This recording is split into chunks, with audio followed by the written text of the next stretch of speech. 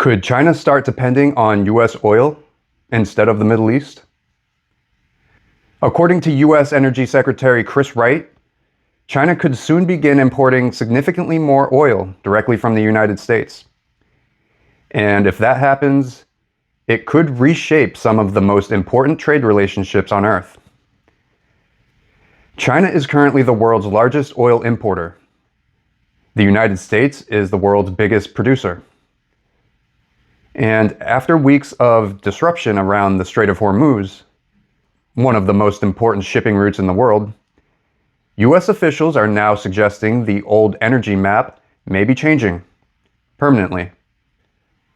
Wright told CNBC that Gulf nations are expected to build new pipeline routes that bypass the strait entirely, reducing independence on one of the world's biggest geopolitical choke points. He even described the recent disruption as something Iran could only realistically do once, because now countries may accelerate plans to route energy around it forever.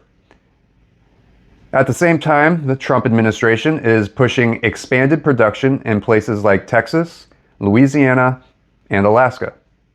Trump also claimed China agreed to purchase more US oil following meetings with President Xi Jinping in Beijing, although Beijing has not publicly confirmed any formal agreement.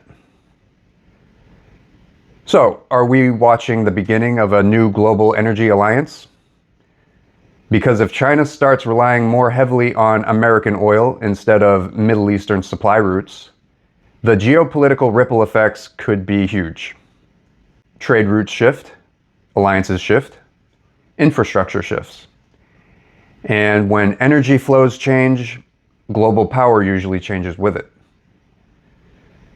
What do you think? Was this a strategic chess move, or just an unintended consequence of global tensions? Let me know your thoughts.